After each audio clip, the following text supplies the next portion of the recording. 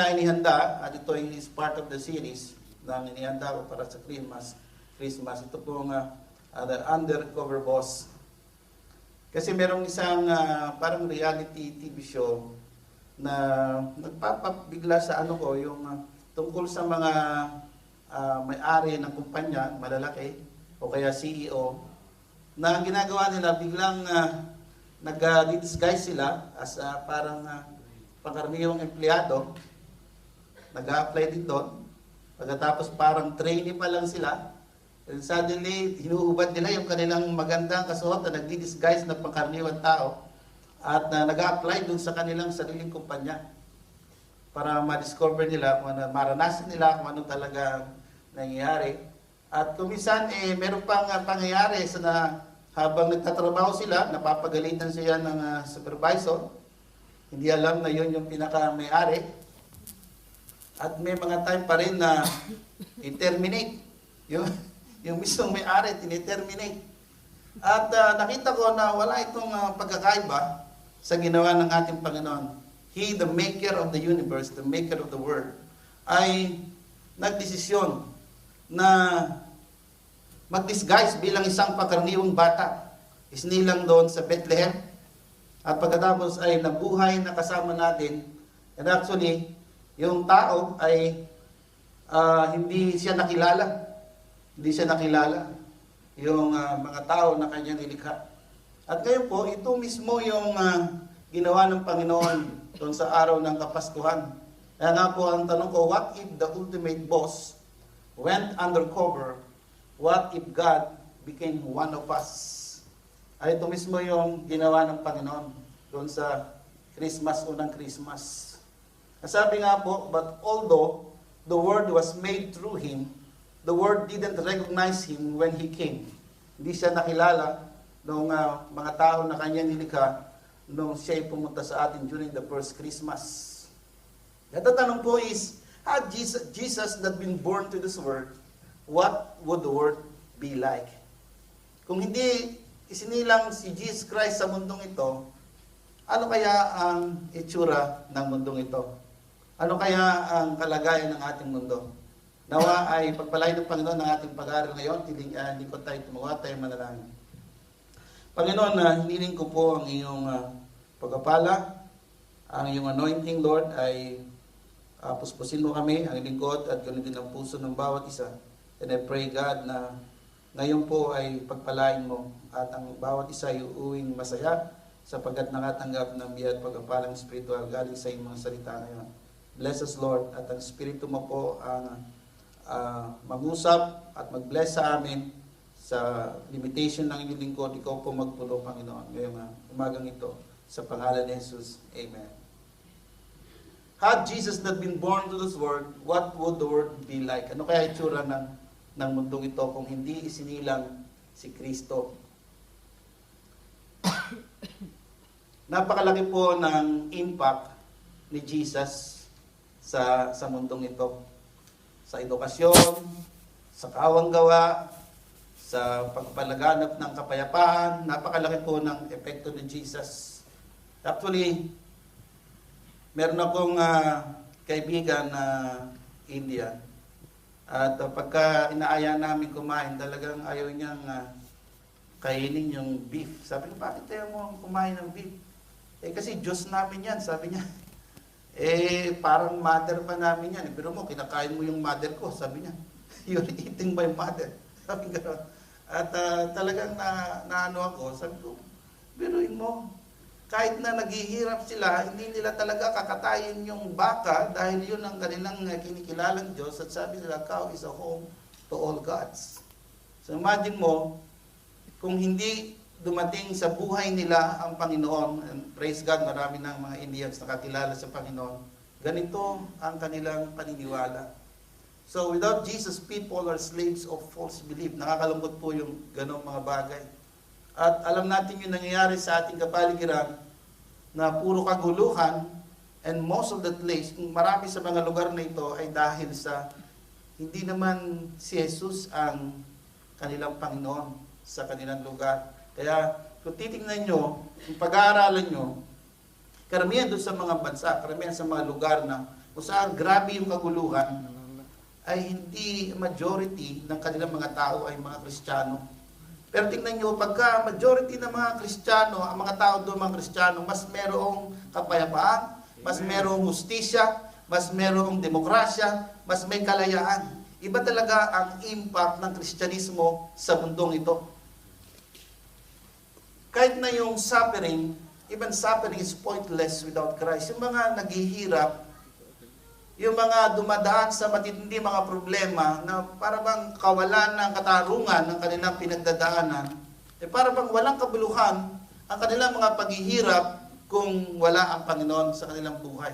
Future is hopeless without Christ. Nais ko po ang pakinggan ninyo ang maikling The Lord in this solitary thing, something unusual, handsome spiritually to you. Well, you know, I'm a Catholic. I was born a Catholic, and 85% of the Filipino people are Christians, as you know that. But we never really read the Bible as Catholics. I don't know why. And we were instinctively Catholic. We believed in God. But as a young man, I had no time for God. I was too busy with my politics. I was moving on. And I thought I was self-contained. I thought, you know, on my own steam I can make it. I only went to God when I needed His help. When the votes were coming in and I said, "Dear Lord, help me." But when the votes are in, I forget the Lord. But when I was placed in deep solitary confinement, nobody to talk to, I became desperate. And here I started to question the fundamentals of my belief. Firstly, is there really a God? I began to doubt that. I said, if there is a God, why should I be here? What have I done? Why are the crooks all out? And so I asked the second question, was there a God when the children were gas at Auschwitz, at Buchenwald, at Dachau? Where was He? Where is this God? And people are dying in the Sahel. And that was the doubt that assailed my mind.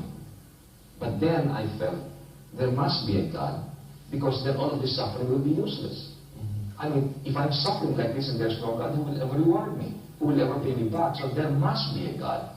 So I felt then, maybe it's a false consolation. I have to even invent Him if there is no God, because that's the only way you can survive. Without Him, you'll never make it. And as St. Paul said, I'm strongest when I was weakest. And I became strongest when I was down there on the floor, in solitary confinement, alone.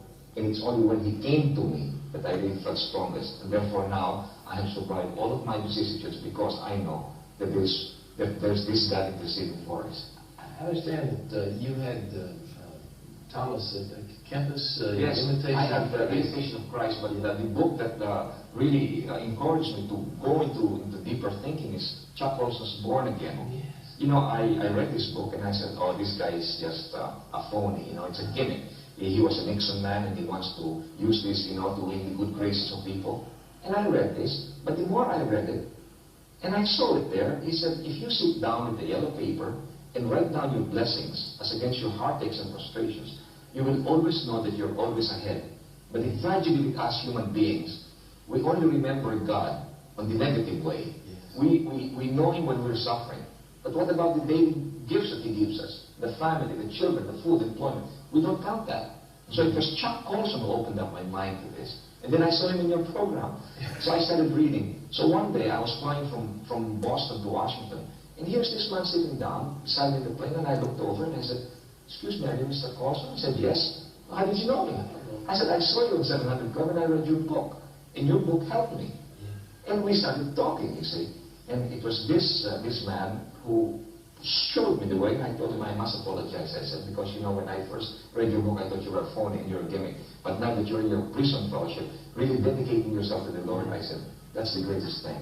And you know, I said, "Chuck, I want to make a confession too. God gave me a gift," I said, "a gift to articulate that brought me to the pinnacle of political power.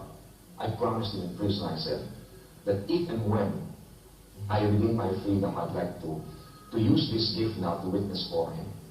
And look, I'm here, but I mean, a year ago, who would ever believe that I would be sitting down with you? I was watching, I was in solitary confinement, and the death sentence. Now I'm here with you. And this miracle, I mean, it's one of those things. And the suffering did something, though. The suffering opened your understanding of God that you never would have had Well, otherwise. but suffering can do two ways. It can break you or make you. In my particular instance, I welcomed it as an opportunity. With this suffering, I knew that God cared for me. Because if He didn't care for me, He won't make me suffer. But I knew that when He gave me this suffering in solitary confinement, away from my children, They would come in the afternoon and visit me once a week. And when they left, my heart would be broken. But it's only then that I really realized the value of my children. God had to take them away for me to realize that value. So I think the message is, welcome your suffering, because God will never give you a suffering that will break you. It's only a manifestation of His love, I think, that He makes us suffer to really realize Him. Because when we're in glory, we don't know Him. But when we suffer, we remember Him. So I think that's the message. Okay. So, dito po ay pinakita natin yung isang tao kilala natin. At kukunti lang yung nakakalam siguro na sa isang part ng kanyang buhay na nakakilala siya sa Panginoon. Nagkaroon ng realization. At sabi niya, there must be a God because all of this suffering would be useless if there is none. Kasi kung wala itong Panginoon na pag-asa ng ating future, ng ating kabilang buhay, eh anong kabuluhan ng mga suffering kung wala tayong reward na naghihintay? And sabi niya, if I'm suffering like this and there is no God, then who will ever reward me? Siguro nakaka-relate tayo sa ganito. Then something happened when we encounter Jesus. Ito yung sabi niya, I became strongest when I'm in solitary confinement alone when He came to me, and therefore now I survive. And sabi niya, with this suffering, I know that God cares for me. It is really then that I realize the value of my children. Sometimes pagka yung masyadong nalunod tayo sa mga bagay na material, hindi natin nakikita yung kahalagahan ng ating pamilya. And when we are in glory, we don't know Him. But when we suffer, we remember Him. Ang laki po ng pagkakaiba. Okay, listen to this carefully please. Ang laki ng pagkakaiba na meron kang Diyos, na dumadaan ka sa suffering, dumadaan ka sa problema, na meron kang Diyos, meron kang kakapitan. Pero yung mga taong dumadaan sa matinding problema, they're suffering and they have no God in their lives. Ang laki ng pagkakaiba. Para silang nalulunod na wala man lang kakapitan at walang pag-asa silang malalapitan. Parehong dumarating ang problema sa mga taong may pagkakilala sa Diyos at sa mga taong unbeliever. Ang kaibahan lamang pag nakakilala ka sa Panginoon, ang tindi nung kinakapitan mo, matatag at matibay. Dahil meron kang pag-asa sa ating Panginoon. Amen po ba? Amen. Palakpakan natin si Lord. Ngayon po ay nais kong simulan natin itong ating pag-aaral, the impact of Jesus' birth to the world.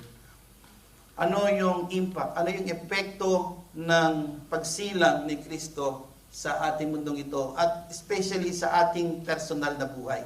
Meron bang epekto ang pagsilang ni Kristo sa ating buhay? Nais kong tumayo tayong lahat at basahin natin ang ating talata ngayon sa Luke chapter 4 verse 18 to 19. 1 to ready read. The Spirit of the Lord is upon me, because He did anointed me to proclaim good news to the poor, set me to heal the broken of heart, to proclaim to captives deliverance, and to blind the receiving of sight, to send away the bruised with deliverance, to proclaim the acceptable year of the Lord. Mari na po tayo makaupo. Ako na pong mensahe na nakita ko po dito na yung pangako ng Panginoon na ang dahilan, one of the reason ng kanyang pagsilang ay to proclaim the good news to the poor. Ipahayag sa mga mahirap ang mabuting balita.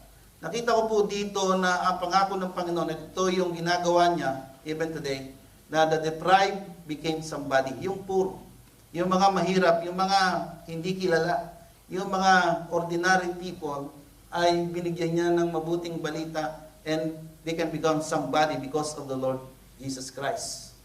Meron pong isang talata sa Biblia na pwede nating mabanggit dito, yung sa 1 Corinthians 1:21, na sabi, since God, in His wisdom, so to it that the world would never find Him through the human wisdom, this foolish plan of God is far wiser than the wisest of human plans.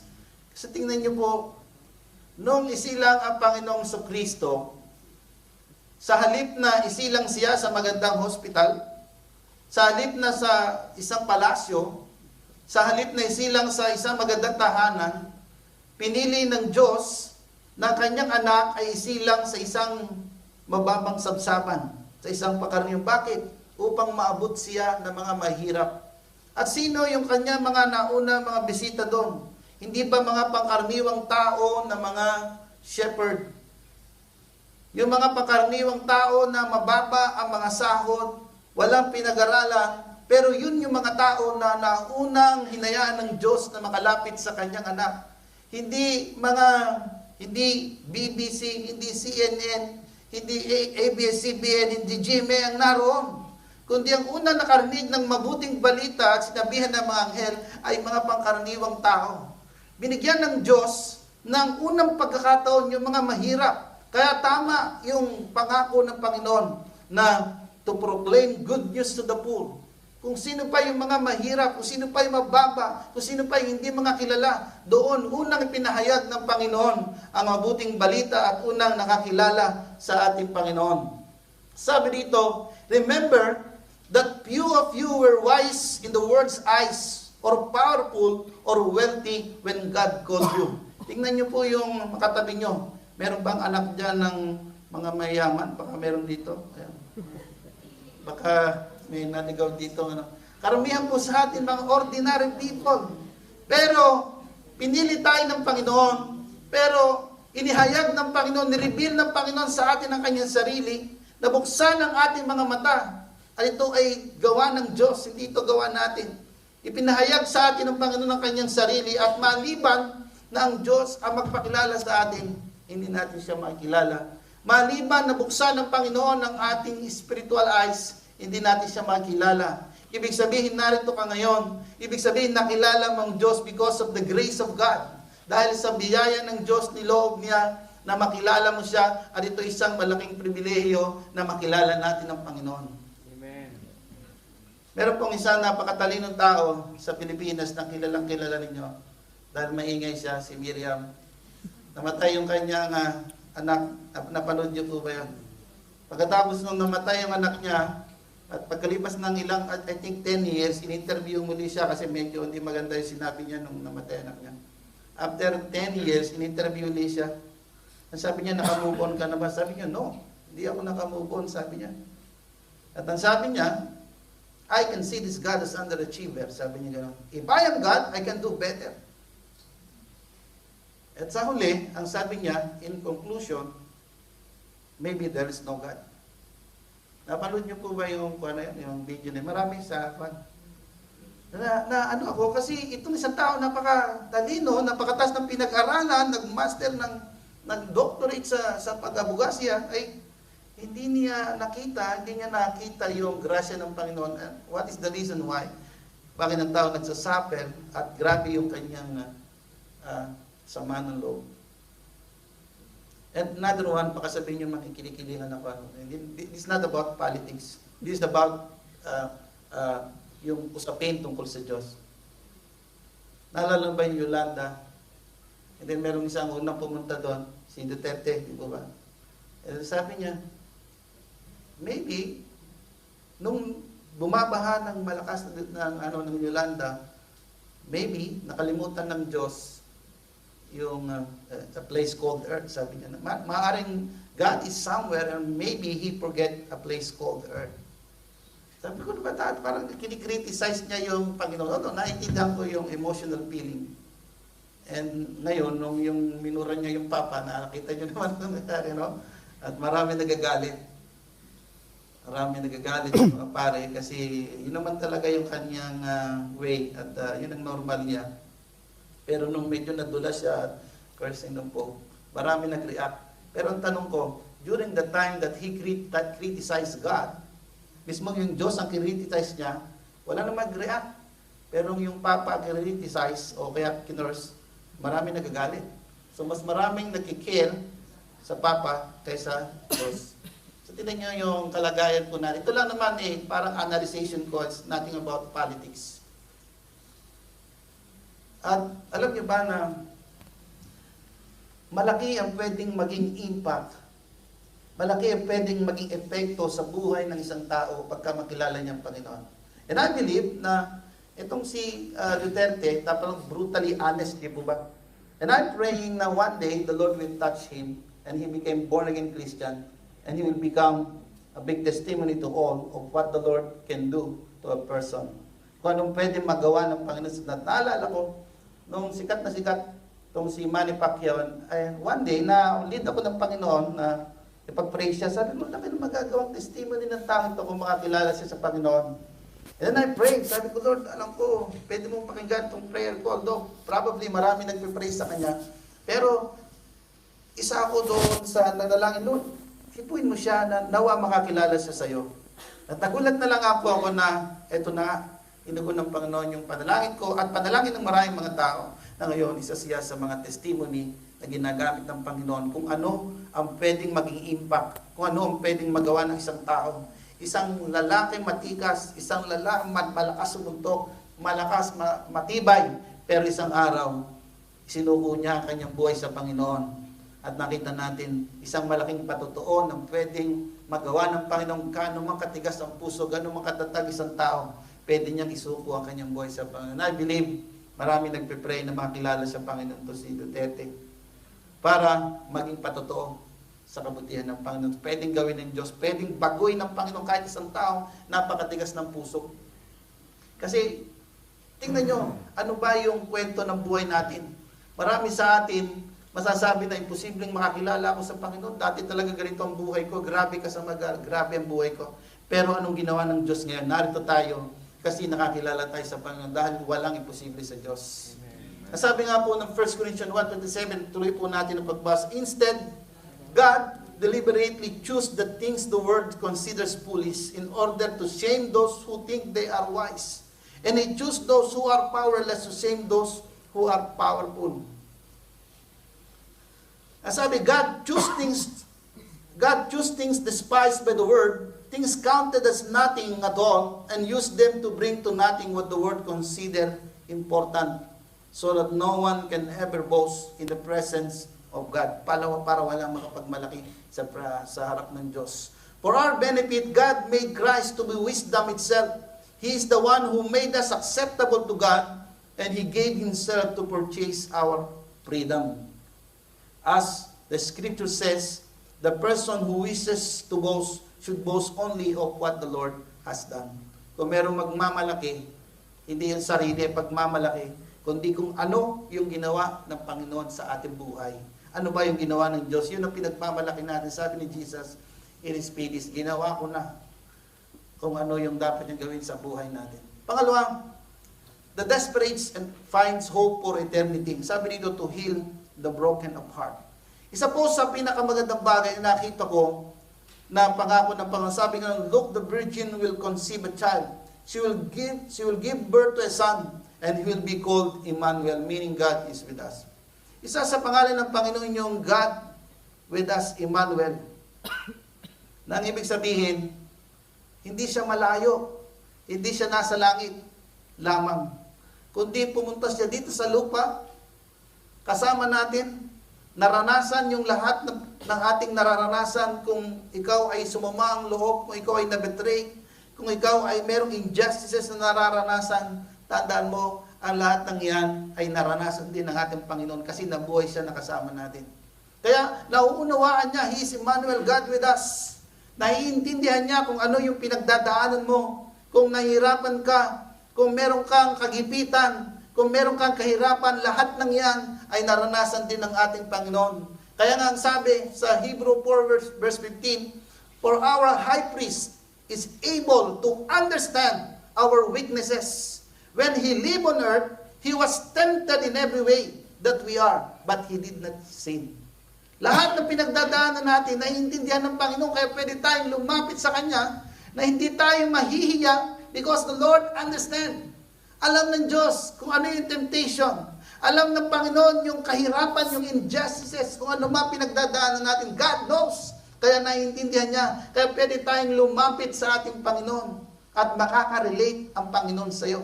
Sabihin mo, sa katabi mo, nakaka-relate ang Panginoon sa pinagdadaanan mo. Nakaka-relate si Lord. Kaya sabi, let us come boldly to the throne of our gracious God. There, we will receive His mercy and we will find grace to help us when we need it. Naiintindihan tayo ng ating Panginoon. Pangatlo, the doomed were rescued miraculously. Yung mga taong nasa captivity na, yung mga taong hinatulan na, convicted na, sabi to proclaim captives deliverance. Without Christ, people are under different kinds of bondages. Minsan, bondage of false belief. Minsan, yung bondage ng ating sarili. Minsan, yung bondage ng kasalanan. Iba't ibang bondages. And the message of Jesus set us free.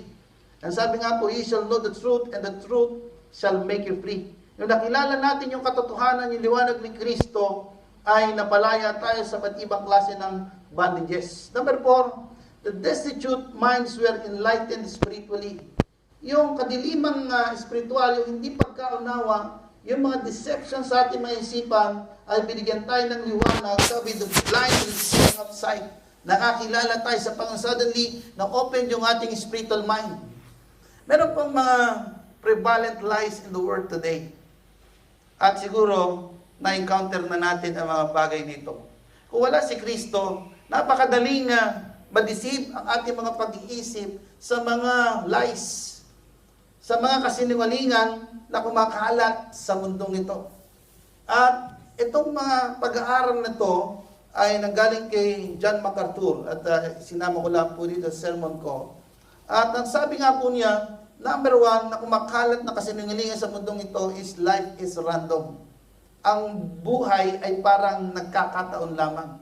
Ang mga pangyayari ay wala naman talagang nagko-control, kundi swertehan lang. Life is random. Hindi po totoo yun. Hindi po tsamba-tsamba lang ang buhay. Merong Diyos, merong makapangyarihang Diyos, a sovereign God, na nagko-control at nakakaalam ng lahat ng bagay. Kaya sabi nila, swerte-swerte lang naman niya, huwag ka na hindi mo kailangan ng Diyos dyan. Swerte-swerte lang. Pangalawa, truth is relative, no absolute truth. Ito po ang dahilan kung bakit maraming mga tao na kahit na magbakla na lang, mag-tomboy na lang, kahit na maraming asawa, kasi sabi nila, there is no absolute truth. Yung totoo sa'yo, yung tama sa'yo, pwedeng mali sa iba. At yung mali sa'yo, probably tama sa iba. For example, sa relihiyon natin mga Kristiyano, bawal yung maraming asawa. Pero sa kabilang relihiyon, pwede maraming asawa. Kaya sinasabi ng mga movement ng relativity na ito, wala naman talagang tama at mali. Ang mali at tama ay depende sa tumitingin. Yan ang sinasabi nila. Walang basehan, walang absolute truth, walang nakabili ng ito talaga ang totoong tama. Yun po ang kanilang sinasabi. Kaya sabi nila, itong ginagawa namin, na gumagawa kami ng accepted sa amin yung bakla at tomboy, na accepted sa amin yung maraming asawa, na accepted sa amin itong mga kasalanan sa inyo ay sa tingin nyo mali, ito ay tama para sa amin. Ito ay tama para sa amin. So there is no absolute truth. Pero hindi po ito isang kasinungalingan lamang. Bakit? Kasi merong isang talagang Diyos na siya ang basihan ng tama at mali. At itong Diyos na ito ay binigay niya ang basihan sa magitan ng banal na kasulatan. At ang nakasulat sa banal na kasulatan, ang absolute truth, ito lamang ang katotohanan. Siya ang katotohanan. Sabi nga po na Jesus is the way, the truth, and the life. Siya lamang ang totoo. Siya lamang ang katotohanan. At yung iba ay pawang kasinungalingan. Ito po ay hindi totoo. Kasi pagka ito ay pinaniwalaan mo, itong kasunod na lies ay kailangan mong paniwalaan din. Na the highest virtue is tolerance. Pag sinabing highest virtue is tolerance, ay yung total tolerance na hayaan mo na lamang, wala ng boundaries, kung anong ginagawa ng kapwa mo, hayaan mo na lamang. Kasi the highest virtue is tolerance. Ibig sabihin, kung ginagawa niya yan, hayaan mo na lang siya. Huwag mo nang pakailaman. I-tolerate mo na lang. Kung nakita mo yung anak mo ay gumagawa ng masama, hayaan mo din. Hayaan mo na lang ang lahat ng bagay. Wala kang gagawin. But we are responsible people. Hindi tolerance ang highest virtue. Ang highest virtue is righteousness according to God. The highest virtue is righteousness, not tolerance. Ang gusto ng Panginoon ay magkaroon tayo ng righteousness, ng katuwiran. At ito ay nakabase sa Diyos. Yung basis ng righteousness is based on God. So, kita nyo yung mga kasinungalingan yun na nagaganap. Life consists of what you own or achieve. Ito pa ang isang kumakalat na kasinungalingan ng kaaway. Na life consists of what you own or achieve. Na ang buhay ay sinusukat kung ano ang na-achieve mo, kung ano ang nagkaroon ka, kung anong possession mo, kung anong what you have, what you achieve. Ito ang basihan ng value ng buhay natin. Nakapagpundar ka ba? Marami ka bang perang naipon? Mataas ba ang iyong pinag-aralan? Marami bang naimpok? Ito ang basihan ng mundo kung ano ang value ng buhay mo. But no, this is lies from the enemy. Life is not consist of what you achieve, but what you believe. Kung ano pinaniniwalaan mo, kung ano pinapanampalatayanan mo. Yung na-achieve mo cannot bring you to heaven. Kung yung naimpok mo, yung pera mo, hindi pwede magdala sa iyo sa kalangitan. Pero yung pananampalataya mo, yung faith mo, yung belief mo, can bring you to heaven. Hallelujah. Pwede magdala sa iyo sa buhay na wala hanggan kung sumampalataya ka sa ating Panginoon. Ito pa pong isang lies na nangyayari sa mundo. The goal of life is personal satisfaction. Pag masaya ka, di okay yan. Pag satisfied ka, sige gawin natin. No. This lies from the enemy. Kasi pag masaya ka na dalawa-dalawa sa amin, di okay. Diba? Kung masaya ka sa ganito, kahit kasalanan, di okay. If you feel better, then okay. Ito yung lies na ginagawa ng enemy. Na pag masaya ka, okay na yan. Walang conviction, basta masaya ka. It's one of the lies of the devil na nangyari po sa ating panahon ngayon. Pag masaya, sige lang, sige lang. Hanggang sa isang araw, makita natin because there is no boundaries. There is no rules, there is no guidance. And because there is no rules and there is no guidance, pagkatapos noon ay kapahamakan ang patutunguhan. Naalala ko yung isang matagal ng kwento na probably narinig na, yung kwento doon sa USA at doon sa Kalabaw. Sabi yung USA, malayang nakakapunta kahit saan. Nahingit yung Kalabaw, buti ka pa, malaya ka. Kahit saan ka pumunta, okay lang. Ako, meron kong amo. Then suddenly, pagkatapos ng mga ilang panahon, nagkita sila muli, yung USA, pasang-pasang na ng mga tao at nag-aagaw buhay na kasi hinahunting siyempre yung USA. Yung Kalabaw, sabi niya, ano nangyari sa'yo? Sabi niya, tama ka pala, ikaw palang mas magandang kalagayan. Meron kang amo, meron kang mga guidelines, meron kang boundaries, pero safe ka naman. Ako, malaya ako, pero hindi ako safe ngayon o mamatay na siya. So, ganoon din po ang ating buhay sa Diyos. Minsan, we want to be free. We don't like any boundaries in life. Ayaw natin ng guidelines, ayaw natin ng rules. Pero itong kalayaan ito ang magdadala sa atin sa kapahamakan. Mas mabuti yung mga Kristiyano. Yung Kristiyano, kahit na merong mga boundaries, kahit na merong mga rules, pero safe naman tayo kasi ang ating amo ay walang iba kundi ang ating Panginoon. Ang ating boss ay walang iba kundi si Kristo. Kaya okay na po yung ganito. Meron mga certain boundaries in life. Meron mga rules and regulation. Okay lang. Kasi yung mga yan, yung mga guidelines na yan, ang nagiging dahilan para maging safe tayo sa pag-iingat ng ating Panginoon Diyos. Amen. Amen. Hallelujah. Isa pa pong lies is you can be anything you want. You can be anything you want. Mula bata pa tayo, marami nagtuturo sa atin, kaya mo yan. Ang sabi nga po doon sa ABCBN, tiwala lang. Di po ba? Ano yung sinasabi, tiwala lang? Tiwala sa sarili. Nasabi, you can be anything you want. Okay, you can be anything you want, provided na kasama mo ang Panginoon. Kung kasama mo ang Diyos, meron kang divine favor. Kung kasama mo ang Panginoon, andun yung kamay ng Diyos na yung hindi mo kaya, gagawin ng Panginoon. Ako po ay hindi nakatapos ng kolehiyo at tinapos ko Bible School. Pagkatapos ngayon, nag-apply ako sa trabaho na pang-inhinyero. At ngayon po nagtatrabaho ako sa heavy engineering industries. At yung aking trabaho, yung position ko ay para sa mga inhinyero na. Pero salamat sa Panginoon, but because of the divine favor of God, naroon ako. Kasi kahit na kulang ka, kahit na limited ka, meron kang Diyos na limited, pagkasama mo ang Panginoon, okay, you can achieve, pwede mong magawa, pwede kang i-bless ng Panginoon at maabot mo yung iyong mga pangarap, pero hindi ito dahil sa sarili mong effort lang, kailangan mo ang tulong at pabor ng Panginoon sa iyong buhay. Amen? Hallelujah. So, sabi pa po, death is a pleasant transition. Ito isang lies. Kasi, pero mga naniniwala, I think parang Hinduism yata yun. Para bang nabubuhay ka lang, tapos mamatay ka, then isa na naman buhay. Ito po isang kasinungalingan lang. Pero, ang Diyos po natin yung nangako sa atin, okay, life is a transition.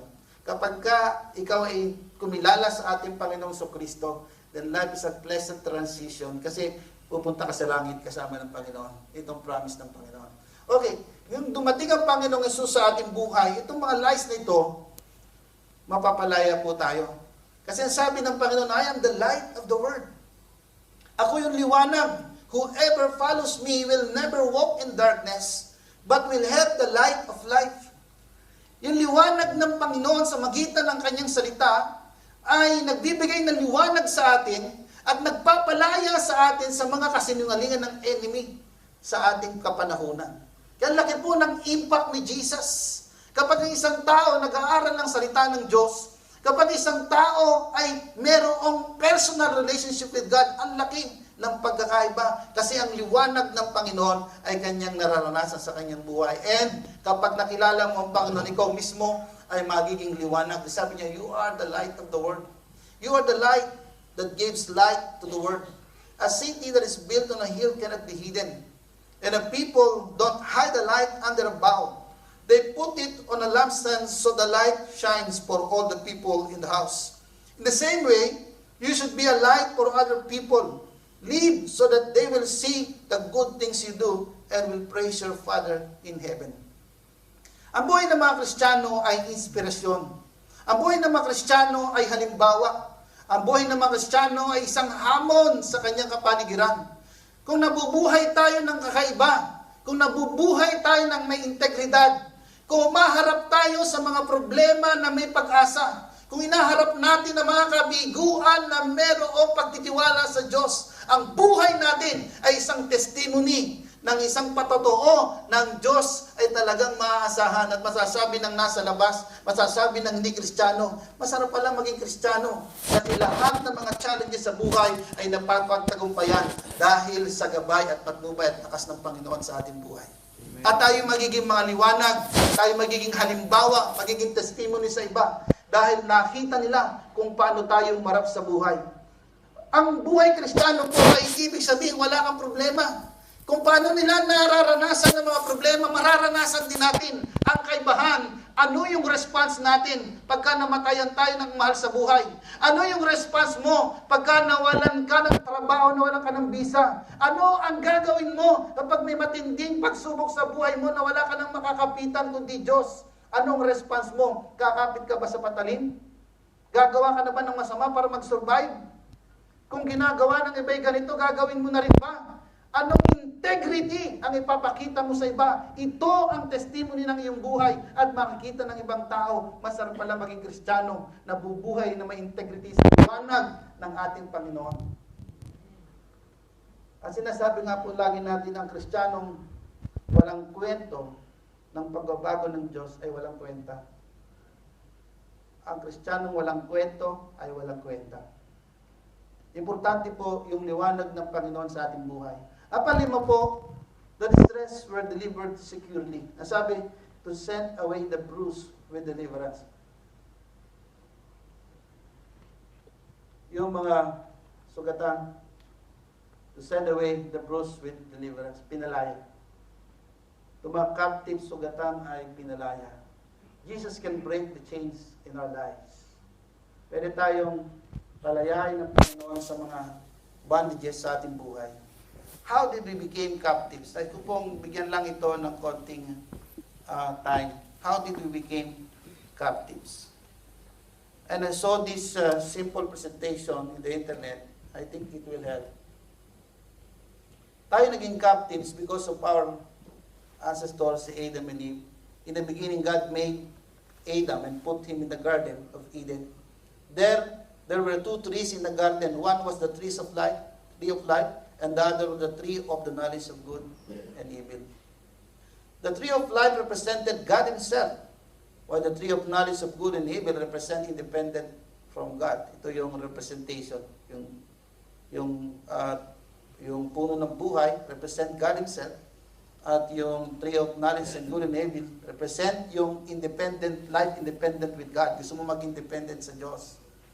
It was God's will for Adam to choose the fruit of the trees of life. It means God want to be His provision and satisfaction. Gusto niya magtiwala sa Diyos si Adam at hindi magtiwala sa kanyang sarili. Pero nagkaroon po ng problema, itong ang devil's lies. Ang sabi ng demonyo, you won't die, hindi ka mamamatay. Kasi sabi nila, pag kinain mo yung puno ng pagkala ng mabuting masama, mamamatay ka. Eh, sabi naman po ng demonyo, hindi totoo yan, kalokohan lang yan. Ito yung voice of the devil in our mind, na sinasabi lagi sa atin, kalokohan lang yan. Ang sabi niya, God knows that your eyes will be open when you eat it. You will become just like God, knowing everything, both good and evil. At ito naging epekto kay Eve. Sabi, the woman was convinced. Nakumbinsi siya. Napapahamak tayo pagka nakukumbinsi tayo ng demonyo na tama yung sinasabi niya. The fruit looked so fresh and delicious, and it would make her so wise. So she ate some of the fruit. She also gave some to her husband who was with her. Then he ate it too. Kumain din siya. Kaya tayo napapahamak dahil sa nakukumbinsi tayo ng kaaway. At gusto nating mabuhay independent apart from God. Sabi, by eating it, Adam and Eve wish to have the wisdom to be his own master and not to depend on God. Gusto niya mabuhay na parang Diyos din siya. Because Adam violated God's order, he sinned, and the sin separated man from God. From then on, peace was lost in human life. Dito nagsimula yung pagkawala ng kapayapaan. Man's spirit, which was his organ to communicate with God, died. And as a result, man could not hear the voice from God. And he had to judge and make decision by his own limited wisdom. Life was full of errors and frustrations thereafter, losing eternal purpose and hope. Dito na nawasak ang buhay. Pero salamat na lang, pinadala si Kristo sa atin. At ang sabi nga po, the spirit of those who received his salvation was quickened and came to alive. They could hear the voice of God again. Doon sa mga nakakilala sa ating Panginoon. Ang sabi nga po ng isang French philosopher, si Blaise Pascal, sabi niya, there is God-shaped vacuum in the heart of every man, which cannot be filled by any created thing, but only God, the Creator, made known through Jesus. Merong kahungkagan sa puso natin na tanging ang Diyos lamang ang makapupuno. At maliban na mapunuan ng Diyos itong kahungkagan, yung vacuum sa buhay natin, ay wala tayong satisfaction sa ating buhay. At ang sabi nga po ni Jesus, I am the living bread that came down from heaven. If anyone eats of this bread, he will live forever. This bread is my flesh, which I will give for the life of the world. Tignan nyo, kanina kakainin yung puno ng pagkalan ng mabuti at masama. Pero dapat yung puno ng buhay. Pero sabi ni Jesus, I am the bread of life. Ako yung tinapay ng buhay. Dapat pala kakainin natin si Jesus by believing in Him. How can we eat Jesus by believing in Him? How can we eat the flesh of Jesus? It is by believing and receiving Jesus as the Lord of our lives that we are taking Him into our beings. Magitan ng pananampalataya sa ating Panginoon. Okay, number 6, and this is the last one, this last point. The disgraceful were accepted to the divine glory. Ang sabi dito, to proclaim the acceptable year of the Lord. Pag sinabi pong to proclaim the acceptable year of the Lord, ito po ay parang tinatawag na general amnesty. Na ang lahat ng kasalanan ay pinatatawad na because of the Lord Jesus Christ. Na sa panahon po ng Israel, yung pagdating na ika-7 taon, lahat ng kanilang mga utang, lahat ng kanilang yung mga alipin, pinapalaya na, ito po ang symbolism dito na to proclaim the acceptable year of the Lord ay yung general amnesty ng Panginoon na tayo because of the Lord Jesus Christ ay pinapalaya na at pinapatawad na kung hingi tayo at manunumbalik sa panghingi ng tawad sa Diyos.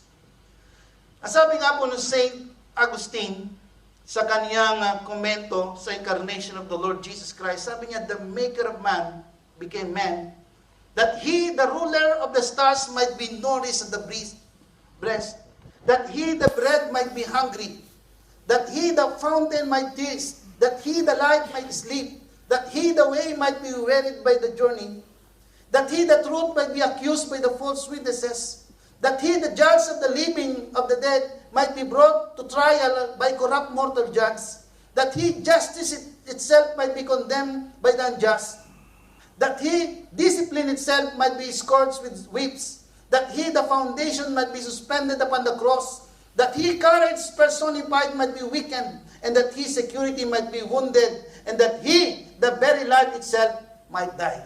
Ito po yung description ni St. Augustine sa incarnation ng Panginoon. Jesus from heaven to earth, from cradle to the cross, from the cross to the throne. Jesus is the undercover boss. Sabi nga po, but although the Word was made through Him, the world didn't recognize Him when He came. But to all who believe in Him and accepted Him, He gave the right to become children of God. This is the impact of Jesus' birth to the world. The deprived became somebody. The desperate find hope for eternity. The doomed were rescued miraculously. The destitute minds were enlightened spiritually. The distressed were delivered securely.